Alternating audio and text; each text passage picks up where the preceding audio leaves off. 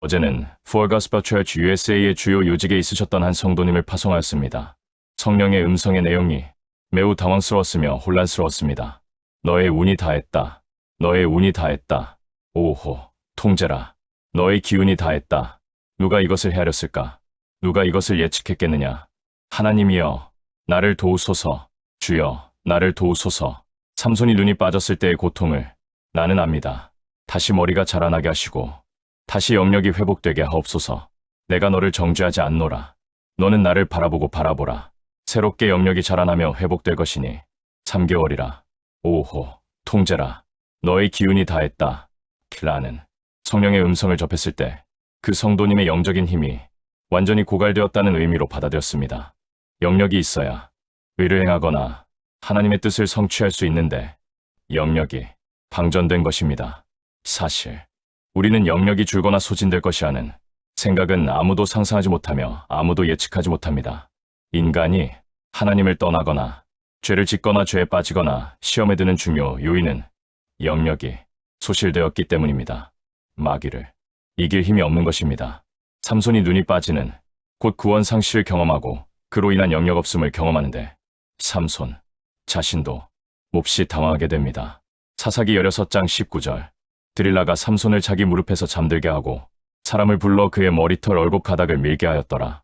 삼손은 결국 블레셋 사람들에게 붙잡히게 됩니다.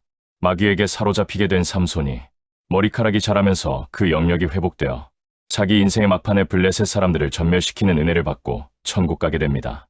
새롭게 영력이 자라나며 회복될 것이니 3개월이라. 이 성도님도 점점 영력의 회복이 제형에 감지되었는데 약 3개월 뒤에는 다시 영적인 힘을 발휘할 수 있는 은혜의 사람으로 바뀌어진 것이었습니다. 어제 철야기도 시간에 그 성도님을 위하여 기도하는데 정말로 믿기 어려운 성령의 음성을 듣게 됩니다. 더 놀라운 것은 어제 철야기도 시간에 신집사님도 제가 받은 것과 똑같은 내용의 성령의 감동을 받았다는 것입니다. 그 내용은 그는 아직 영영을 못 싣고 있다 였습니다. 제가 하나님께 질문한 내용은 하나님, 왜 그 성도님을 파송하셨나요? 였습니다. 그런데 하나님의 답은 저와 우리 모두를 놀랍게 한 것입니다. 두 성도님 모두 유부남 유부녀입니다. 성도 안에서 성령 안에서 믿음의 동지가 될 수 있습니다. 문제는 이 멋있는 내용이 우정적인 또는 이성적인 아세라이기 때문입니다. 돈을 사랑하면 돈을 잊지 못합니다. 이성을 사랑하면 이성을 잊지 못합니다. 불법, 이 그 성도님들의 마음판에서 작용되는 것입니다. Whoa, it's terrible. 그렇습니다. 우상숭배입니다. 삼손이 드릴라의 품에 안겨있는 동안 그의 모든 영력이 소실된 것처럼 주요 요직에 있던 그 성도님의 마음의 한 남자에 대한 이성적인 끈 때문에 영력의 소실이 온 것입니다. 정말 서로 이성적인 관계입니까? 에노, 인간이 인식할 수 없는 영역이 있는데 그 영역은 우리의 깊은 마음속입니다. 그 마음속은 우물과도 같아서 아무도 자신조차도 들여다볼 수 없습니다. 이런 것입니다.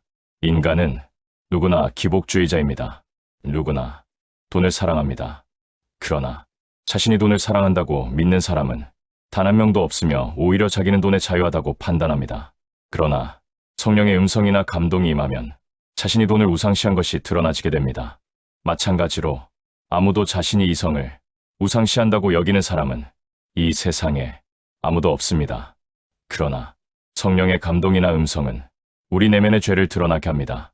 그래서 성령의 음성이 강한 교회일수록 책망이 강하며 징계를 선포하고 근신을 선포하는 것입니다. 우리가 인식되지 않는 나 자신 곧 내 자아에서 일어나는 현상을 설명해주면 거의 대부분 에노라고 성령의 음성을 받아들이지 않습니다. 이제 중요합니다. 성령의 음성에 불순종하면 지옥 갑니다. 성령의 음성에 순종해야 천국 갑니다. Full Gospel Church의 구원관입니다. 성령의 음성을 아무리 들려주어도 받아들이지 않는 자는 결국 성령님을 거부하는 곧 성 삼위 하나님을 거부하는 불신인 것입니다. 성경에서 선지자들이 무슨 말을 하면 대부분의 이스라엘 백성들이 거의 받아들이지 않는 것은 물론 반대로 거짓 선지자의 예언을 받아들입니다. 결국 지옥으로 판정되는 것이 선지서의 대부분의 스토리인 것입니다. 물질적인 사랑이 바알 숭배이며 이성적인 사랑이 아세라 숭배입니다.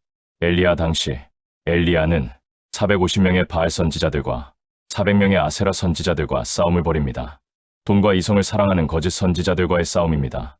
하나님, 만을 사랑하는 참 선지자 엘리야와의 영적 싸움에서 엘리야가 대승을 거둡니다. 북이스라엘 초대왕 여로보암이 아세라 숭배자였습니다. 그것이 그를 지옥으로 들어가게 한 것입니다. 아합은 바알 숭배자였으며 마찬가지로 그것이 그를 지옥으로 들어가게 합니다. 우상 숭배자들은 결단코 천국에 들어가지 못합니다. 한때 드릴라에 빠져서 눈알이 빠진 곳 구원을 잃어버린 삼손이 연자맷돌을 돌리며 온갖 수모와 조롱과 고문을 당하면서 점점 그의 영역이 회복되는데 그의 마음에서 아세라 우상 숭배가 약해진 것입니다. 다시 머리가 자라면서 구원으로 회복되고 결국 최후에 사사기 16장 30절 삼손이 죽을 때에 죽인 자가 살았을 때에 죽인 자보다 더욱 많았더라. 그의 영역이 전보다 더욱 강해진 것입니다.